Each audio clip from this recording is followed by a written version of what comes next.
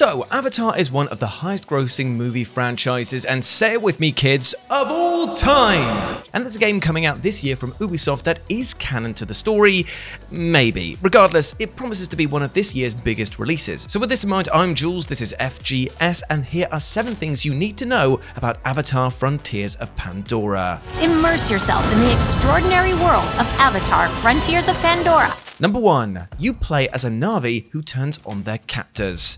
First up, let's cover the story. Frontiers of Pandora is a canon expansion to the Avatar franchise, taking us to the western frontier of the planet that has not been shown so far in the movies. You play as a Na'vi child who is abducted from your tribe and trained as a soldier by the RDA. You're then saved from the climactic battle of the first movie by some local Na'vi and put into cryosleep for 15 years, then waking up away on the western frontier during the events of the second movie, but separated from it by quite some distance. You will then need to regain the trust of the Na'vi so that they can teach you the ways of their tribe. And no doubt this will involve taking over RDA outposts and plenty of fetch quests. But once you have reignited their trust in you, you will be rewarded with Na'vi weaponry and the ability to ride an Ikran. Now, it's unclear right now if we'll get to see any familiar blue faces from the movie in this game, but then again, seeing as celebrity voiceovers in games like this have a, well, terrible track record, I'd actually be up for not hearing Sam Worthington lazily shuffle through his lines. And speaking of lines, James Cameron had a lot to say in an interview with IGN, where he stated, "I don't tell them what to do. They know their world, their business, their market. We just keep a close eye that they don't do anything that's not canonical in terms of Na'vi culture and what the RDA is doing on Pandora and all that sort of thing." Together, we'll be able to bring players to the western frontier with new environments, new flora and fauna, new characters, and an original story that coexists with the events of the Avatar films. So Cameron seems excited for the project but is taking a hands-off approach, and therefore we think it's unlikely that the events of this game will impact the wider franchise all that much. So canonical, but not moving the needle. Number 2. It's made on the same engine as Mario and Rabbids Kingdom Battle. Now, regardless of the potential franchise impact, there's no arguing that Avatar Frontiers of Pandora is visually stunning. But then again, it kind of had to be, because the franchise is built on its awesome out-of-this-world visuals, and so the game had to knock it out the park. Now, this game is being developed on Snowdrop, which is Ubisoft's main game development engine. Everything from Mario and Rabbids to Rocksmith has been built on Snowdrop, and so it's not exactly clear what it does really well or actually really badly. However, what we do know is that Ubisoft games which have used Snowdrop have been relatively bug-free and stable, which definitely bodes well. But the team behind Frontiers has made some very ambitious titles before, as Massive Entertainment is well known for its Division series. And while those games can be a little bland to look at, with their post-apocalyptic snow-covered New York showing more shades of grey than a Dulux colour chart for prisons, it does display fantastic attention to detail and realism. Therefore, the world of Pandora might be the opportunity the team needs to push the Snowdrop engine and show what it can really do with a wide variety of environments and colour palettes. But maybe lower those expectations slightly, as there's very little chance that the game is going to look as good as the movies and will definitely feature less CGI sex under a jellyfish tree scenes, seeing as Frontier simply doesn't have the infinite resources and money that its movie counterpart has, which is a shame.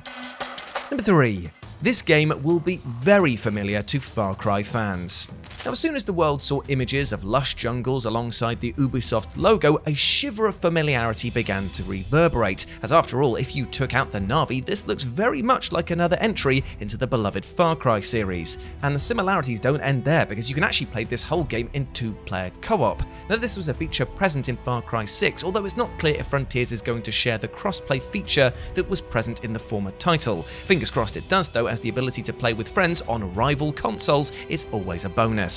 On top of this, we know that one of the core gameplay loops in Avatar is going to be taking over RDA outposts that the Sky People have established all over the western frontier. Now, you can approach these however you like, either leaning on stealth or going in full guns blazing, but you'll need to contend with various enemy types, traps, and alarms if you want to liberate this part of Pandora, which sounds rather familiar, because this is, and let me check my notes here, every single Ubisoft game. And as the very familiar cherry on top, Frontiers features crafting and cooking mechanics. Now, right now we know little about these gameplay elements, and so we'll have to wait to see if they turn out to be deep, rewarding experiences or tiresome checkbox obstacles standing between you unlocking more inventory slots, but I know what I'd put my money on. Now, before you start commenting that I'm a smelly Far Cry hater, I do have to admit that while the gameplay loop might taste like a stale but rather familiar marshmallow nowadays, the gunplay has always been the star of the show, and if Frontiers also draws inspiration from Far Cry, then it stands to be a thoroughly competent and exciting combat experience. Number 4, it's full of animals to tame and ride.